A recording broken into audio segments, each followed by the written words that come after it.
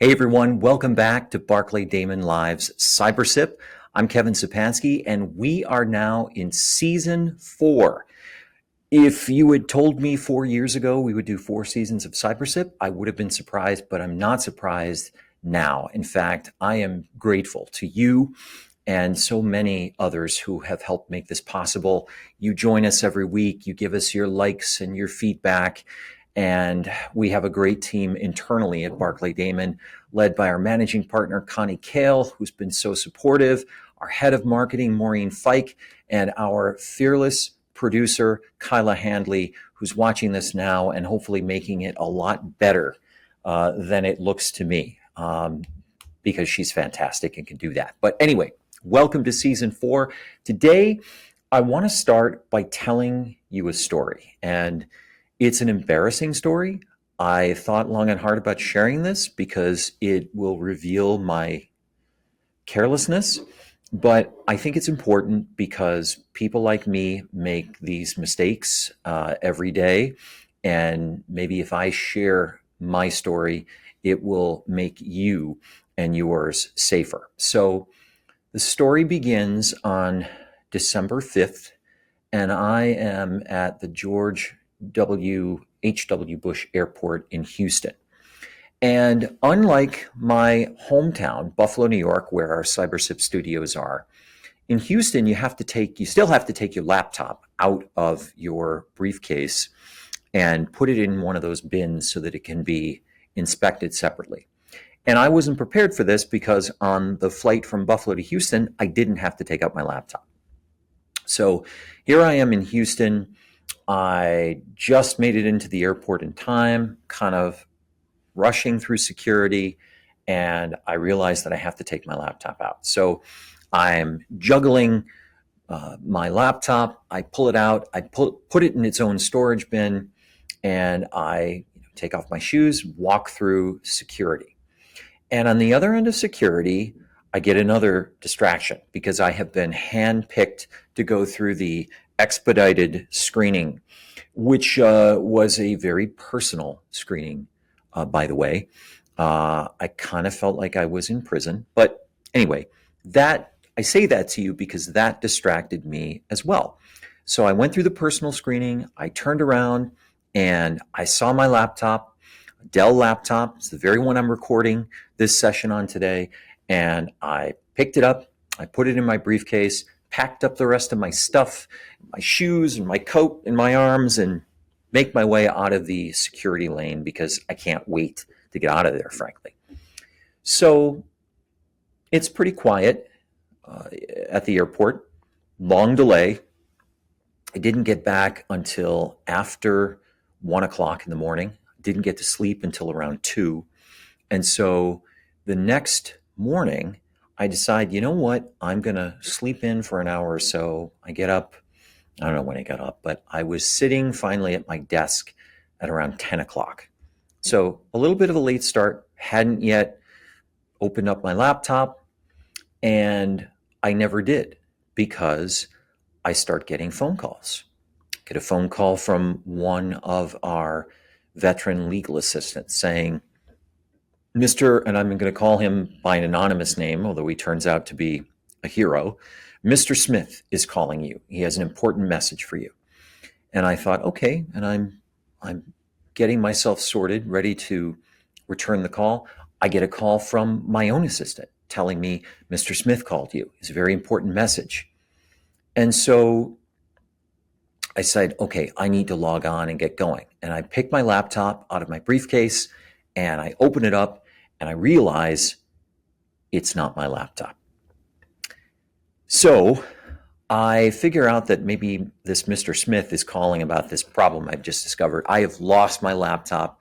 The last time I used it was in the office where I was earlier yesterday in Houston. I didn't use it at the airport.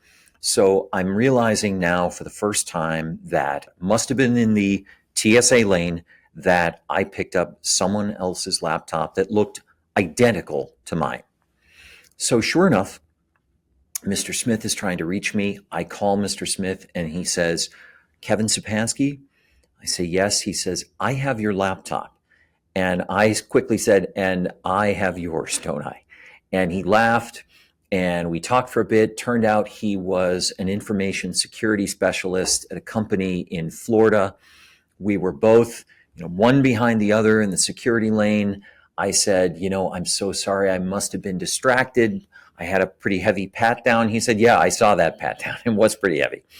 And I said, well, thank goodness that you're an information security specialist and I'm a data security and technology lawyer, because this may have a happy ending. And, in the back of my mind, I was thinking, be careful, Kevin. You don't know who you're talking to. This could be a threat actor who's pretending to have your laptop. But in the course of the conversation, I realized it was all true. I had his laptop and he had mine. And I said, I'm so grateful for your call. There really was no way for me to make a similar call to you because your laptop is off and it's out of power. He said, well, the reason I found you is that I opened up your laptop and on your lock screen is your name and your photo. So I Googled your name. I satisfied myself that that was you in the photo. And using your contact information, I called your office. So from then on, we talked for a little bit. We arranged to ship each other's laptops back to the other overnight. And the long and the short of it is, it worked out. I got my laptop back. Mr. Smith got his laptop back, and everyone was happy. So why am I telling this story? I mean, I don't know if you've noticed this. I have noticed it. People in the cybersecurity world, people in the information security world are not particularly anxious to tell you about the mistakes that they make. Because if they do, then you start to think, well, if you're careless about your laptop, what else are you careless about? But I thought about it and decided that I would share this with you because I think that we all have a kind of reluctance to share our bad stories, but maybe if I share my bad story with you, which turned out well, it was a happy ending, we will all realize that we're in this together, that we all suffer from the same stresses and strains. And maybe by hearing my story, it's somewhat of a learning experience for you. So what did I learn from the happy ending lost laptop? I think the first thing I learned was slow down and pay attention. I didn't realize it at the time, but there was a way for me to know immediately that the laptop I picked up, that in every respect but one was identical to mine, actually had a tag on the bottom of the laptop that says property of Barclay Damon 7000.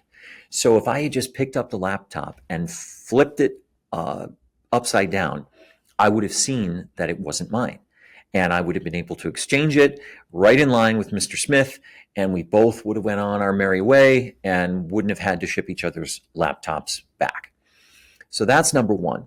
And I guess the second thing I learned is it can happen to anyone, and it often happens at the most stressful, distracting times. So think about it.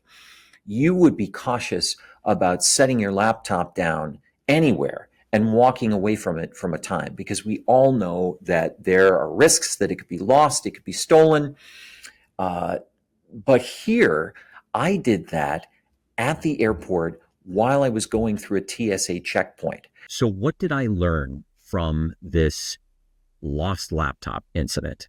I'll tell you, first and foremost, I learned to slow down and pay attention to what I'm doing, especially when I'm carrying my laptop that has all sorts of critical information on it through a public place like an airport. If I had been going slower and paying attention to what I was doing, that incident might not have happened. Second thing is, I didn't know, or I forgot that I knew, better said, that there's a tag underneath my laptop. So if I had just flipped it over, I would have seen no property of Barclay Damon tag in sight, and I would have known that as much as it looked like my laptop, it wasn't my laptop. And I could have exchanged it with Mr. Smith on the spot. We would have gone our merry way, and there would have been no incident. So those are the things that I learned. I also learned that I was lucky, right? I lost my laptop in the hands of an information security expert who had every bit the same incentive as I did to trade the laptops and get them back in the proper hands. If it had been a thief or a threat actor, I wouldn't have been as lucky. And I would have had some splaining to do, as Ricky Ricardo used to say. So I learned a valuable lesson that I didn't have to pay for, but I wanted to share that with you so that you know it happens to everybody. It happens to me. Hit me up in the comments if it's happened to you and how it worked out. But I want to close this episode by giving you a few tips on what you do when you lose or you think you've lost your laptop. So step one, contact your IT department. Your chances are the laptop you've lost or misplaced belongs to your employer. So, you don't have your laptop because you've lost it. So tracking down someone's laptop and going on YouTube or watching videos on how you track down your lost laptop, that's not going to be as valuable to you as immediately contacting your IT department. And we'll talk in a minute about what your IT folks will do.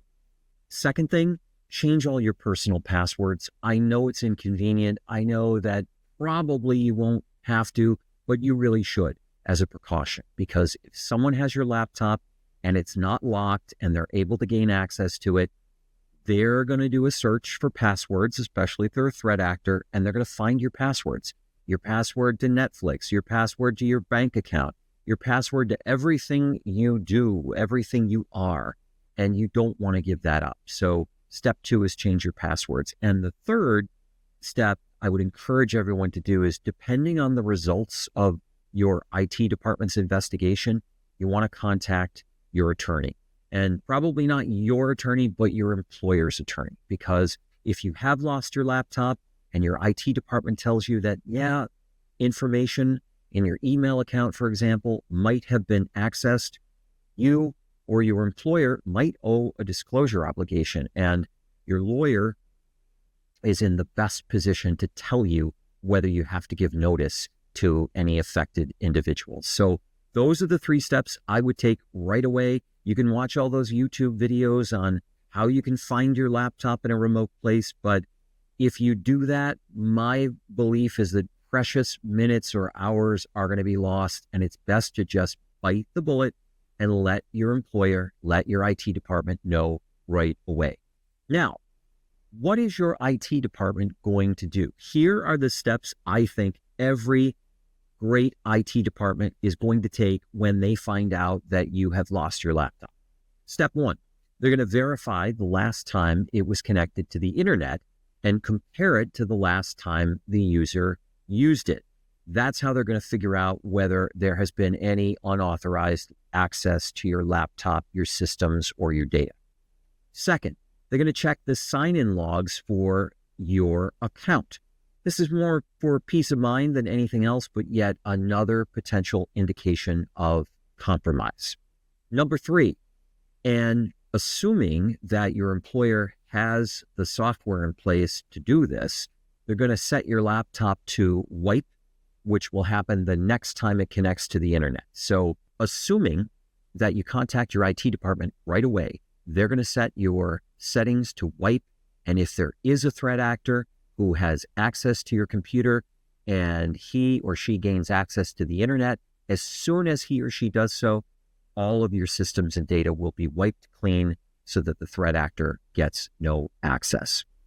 Fourth, your IT department should report the service tag number of the lost laptop to Dell or whoever the manufacturer is. And the reason for this is that your service tag number goes on a list in case someone places a service call for that laptop. As soon as they do, then Dell or the manufacturer is going to know it's been stolen.